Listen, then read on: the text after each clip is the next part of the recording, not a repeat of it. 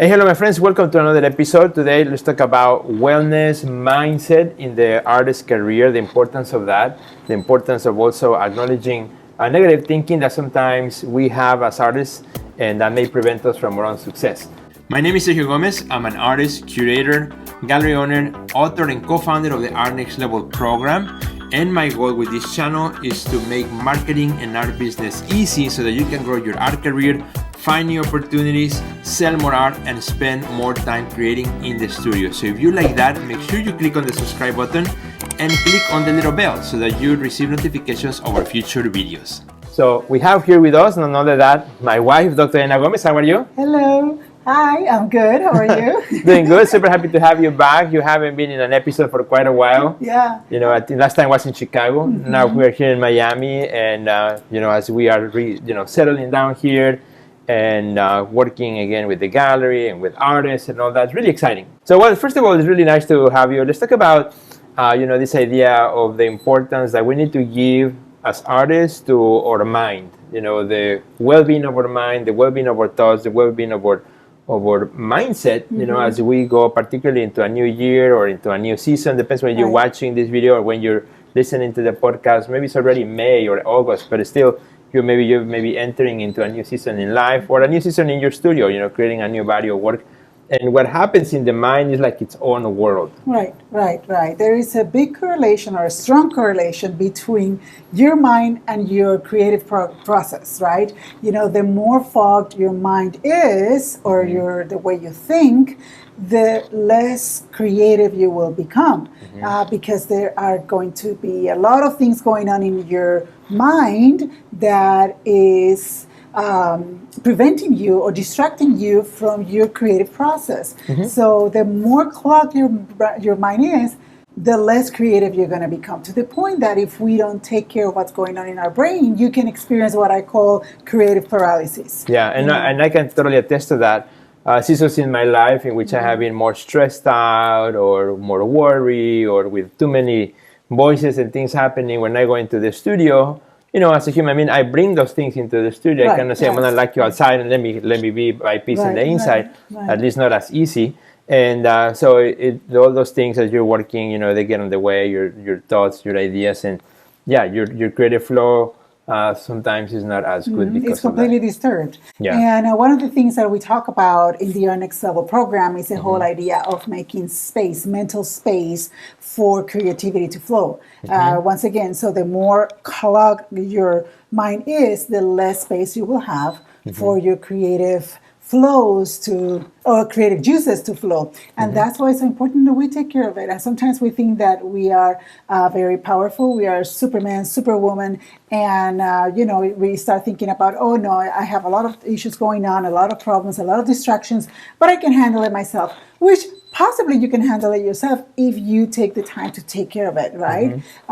Definitely, it's the importance of understanding first, identifying those patterns that are preventing you from becoming more creative and being able to show your creativity through the art you make. But not often people take that time to do that. They can say, yeah, I'm kind of negative sometimes. Yeah, I kind of don't think optimistically much, but no, people don't take the time to acknowledge what kind of pattern to identify that it's actually a pattern, something that is recurring and happening. It's just not something that is going on randomly. Let's say because sometimes we become, sorry to interrupt, but let's say because sometimes we become too, has become too normalized in our mind that we don't see it as a pattern. Everybody sees it except us. Yeah, it's kind of like a defense mechanism. You don't want to deal with things that are painful, right? And the more you ignore it and put it under the rug, the easier supposedly it gets. At least we try to rationalize that.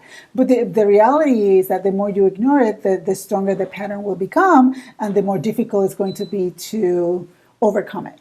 And are those patterns things that we pick up along the way in our life? Do they come from childhood? Do they come from things that are happening right now? Where do they come from? I would say all of the above. It's really based each person is different. Sometimes it comes from childhood because your parents and your family had those way of those patterns, and that's what you learn to be like. For example, like, I can think right away of the sarcasm, like our Yeah. families are very, very, very sarcastic, and they speak sarcastically.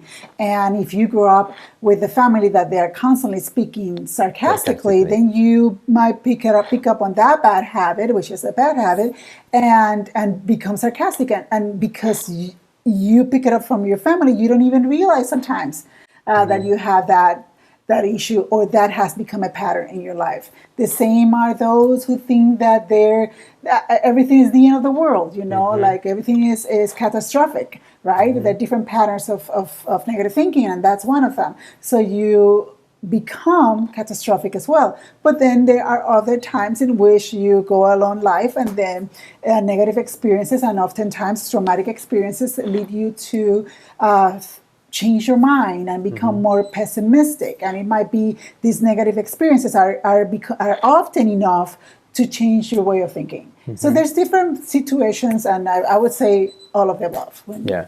And is that something that we all pick up along the way? Or, is that something that we all suffer from, or not suffer, but deal with at some point in our life? Yeah.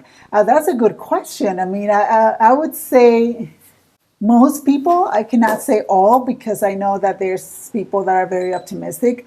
There's people that always try their best to see the glass half full versus half empty, that they are more naturally more positive and looking for solutions rather than focusing on the negativity. And you're one of those. I can attest to that you're constantly looking for the bright side, or the learning component to the experience, and you tend to see the glass half full. So there are people that are more positive and more optimistic than others, and but even it just flows. Yeah. No, I totally agree. But even in that, which is the way I am, very positive, and I like to see the sunshine, right, versus the night that's coming. And thinking about the present, even within somebody like me, there are aspects in my life, where I could be negative, Right. where even to the outside world I might look like the most positive person. But maybe there are certain parts where, my mind doesn't believe I can do it. Right. I can do something, and I struggle with that over and over. Or, gets on the way of my mind gets on the way of something that keeps repeating itself. Maybe because of a past mistake or a bad experience or something, where a specific area. In other words, this negative mindset is not that necessarily. It's a person who's walking around always with talking about negativity, but something that could be something as small. Yeah, like, an example would be like the imposter phenomenon, that you have all these abilities and you are good at what you do, but still you don't see the impact that you make in others, and you feel that you're not good enough, or you feel that you're like an imposter, that, what if they find out that I blah, blah, blah. You fill in the blank. And I mean, it happens sometimes. Other times it's just wounds that have been created along the way. Other times it's that inner critic that it has become extremely loud in your head. And there are areas that you have been able to consolidate with the inner critic, but there are areas that maybe are still an issue with your inner critic, and your inner critic is still active, protecting you from those areas. So again, it just it really varies per person, but there is I definitely agree. Like, even the positive and optimistic people might fall into that trap. The difference is that oftentimes I venture to say that optimistic people, they try their best to get out of that hole. They don't dig into that hole as quickly as someone that is more pessimistic. But we are all human beings, and we all have faults, and they tend to be more negative than others. So, I can think, for example, in the art career, let's say this might be a typical example. You start, as you're emerging artist, start going to galleries, and you start knocking on doors and wanting shows and opportunities, and all you get is closed doors, right? And you get the closed door on you and the closed door on you, and so you think, well, when is it going to be my turn, right? Nobody likes me, everybody hates me, and nobody likes my art. So you start, falling into this pattern, into this type of thinking. Yeah. That happens sometimes. Happens, yeah. You know, and again, it goes back to your personality and what you have been feeding. What thoughts have you been feeding throughout your lives, and also the support system you have. Yeah. You know, that are sometimes, and this is something that if I were to give you a tip today in this video. Yeah, I was going to ask you, is there a cure for that? No, well, it's a process. It's a healing process, and it's a way of thinking. But what I would say is the value of associating yourself with a group of people, a support system that is there to tell you the truth. I'm not saying that is there to tell you like peaches and cream and rainbows and unicorns. No, to tell you the truth in a loving way, and be very, very careful of who you have in your inner circle. You know, you can know many people, but your inner circle should be the closest one to you.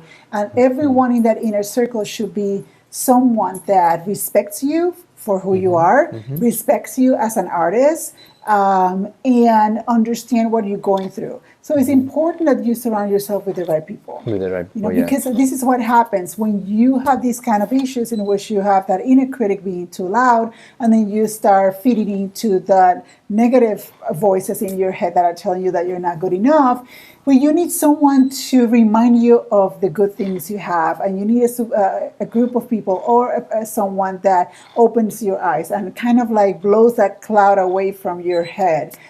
So that's why it's so important that you surround yourself with the right people. And maybe this year might be the year that you might need to detoxify that inner circle. You know, there are many things you can do, you know, oftentimes to replace a narrative that you have in your head.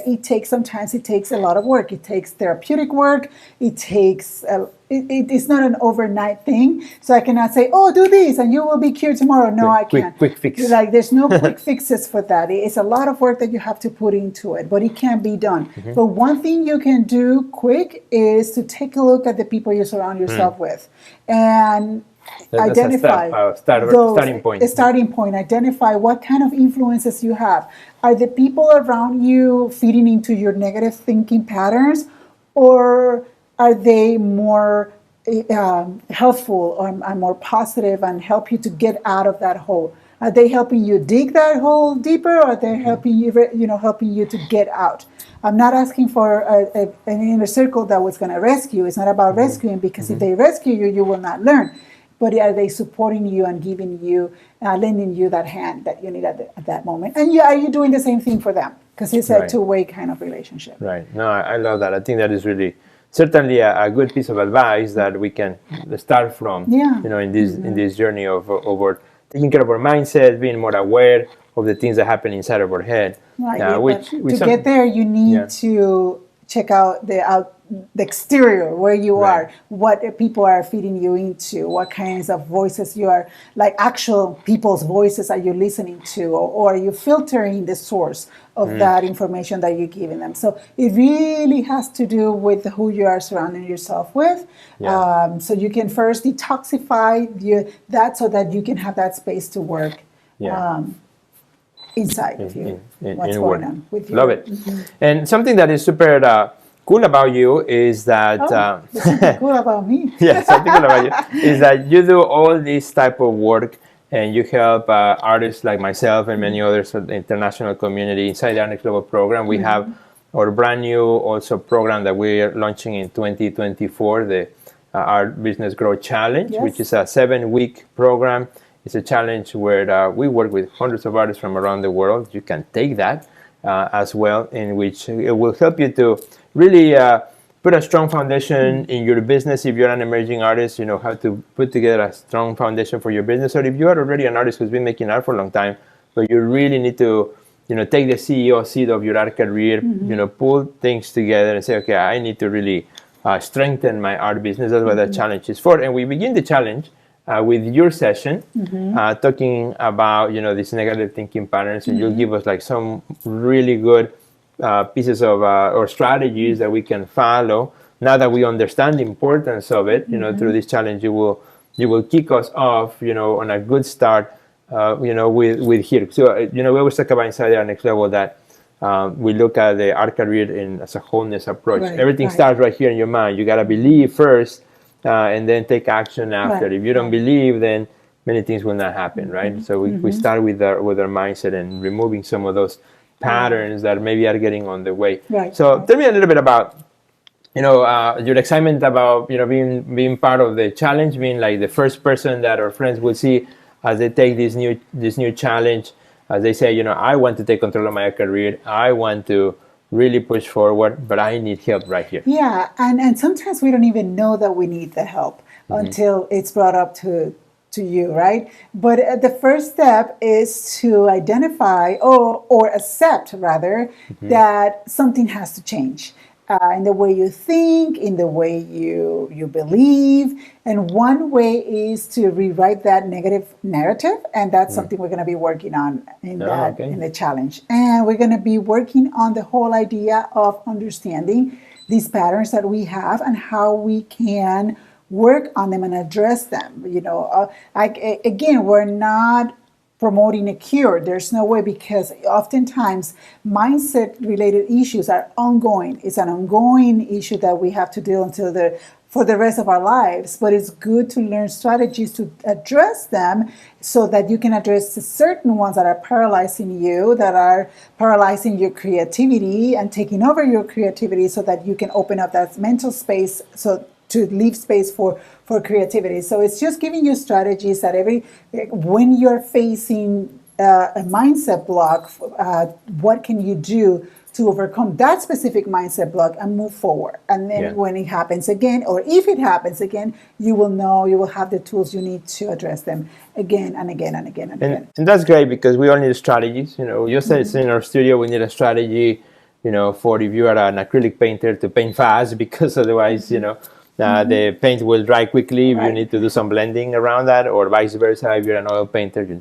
the paint takes much longer. So it's a different strategy, a different approach. Different things require different approaches. And I think it's, the way you bring it into the next level is the same idea, right? Here are the tools at your disposal. Put them in your toolbox. Exactly. So when this thought comes in, okay, this is what I need, right? When that block comes in, okay, this is what I need. This is what Dr. Anna told me to do, right? And so on. And I think also this chapter 1 of the challenge is also a great companion to the book. Right? Absolutely. Yes. The Crush Self-Sabotage book, which if you don't have it, you got to order it today. Available in Amazon as a downloadable, or also if you would like to have a hard copy, also comes by mail. So it's a great book. My teachings in this challenge and inside the Our Next Level program are associated, a link to Crush Self-Sabotage Live Fully, because in that book that we wrote together, we go more in depth when it comes to self-sabotaging patterns and negative thinking patterns, and we provide tons of strategies on how to overcome those. So I'll be teaching similar strategies that I'm teaching in the book, but I will be going a little bit in depth in the challenge. New examples, new examples, like a fresh approach. Yeah, and that's good, even though we just wrote it, but there's always something. Well, and that's nice, because if our friends already read the book, then they come to the challenge and they listen to what you have to say. What's really cool about the challenge is that there's also a community and a Q&A session, so you can jump in and say, hey, Doctor, and I read this in the book, and you just also said this other strategy, how can I apply it in X, Y, and Z circumstance, right? Which is, like I always say, the Q&A is where the rubber meets the road, right? Where we take what we learn and we apply it, depends on who we are as an artist, where we are in the world, and what we make. Right. So in the same situations, as you present this knowledge and these ideas, being able to apply it, and articulating those questions that they may have to you, so you can give us a good help. And everybody in the community loves Dr. Yanina, because she's awesome. She helps us out, dealing with our mind, which the artist's mind, it's quite something. It's quite something. No comments. No comments. Well, I think that's a great way to finish our conversation. Thank you so much for joining me today. It's always a pleasure of having you in the show. Have the privilege of having you in the house, and you have me in the house, every day, and we talk about these things. But even when I sit down and talk about it, for an episode, I learn a lot. It reminds me of the things I should know already, and it also equips me better. I kind of, it's like, for me, it's like getting my toolbox and getting those tools and shining them again so they're ready for action, putting a little oil. That's how I feel when I have you in the show, and when we can talk about these things with our friends. because they're so important. Yeah, They're absolutely. so important. So, But thanks for having me. all right. Thank you so much, my friends. And if you want to check out and join the challenge, doesn't matter where you're watching this video, doesn't matter when you're listening to this podcast, you can still join and take the challenge to grow your art business, to take control of your art career once and for all, and to achieve greater success. All you got to do is go to our website, theartistnextlevel.com. That's where you will find all the details in the homepage of this challenge. There's also a free little webinar if you want to watch that first. Helps you identify your goals, and then boom, let's go into work. Let's get our business going, because you gotta believe. You gotta believe there's a treasure out there waiting for you, so you can go get it. If you don't believe there's something out there for you, then you're just gonna wait and wait and wait until opportunities come your way. Let's get up. Let's make opportunities for ourselves and others, and let's get to work. Because my friend, you're an artist on a mission, and you're a doctor on a mission. I am. Yes, I am. All right. Well, thank you, my friends. Thank you for watching. See you later. Goodbye. Bye. But wait, before you leave this video, if you are an artist who wants to grow your art career and wants to achieve greater success, make sure you check out the Art Next Level program. You will find a link under this video. Don't forget to subscribe and check out the next video that we have recommended just for you.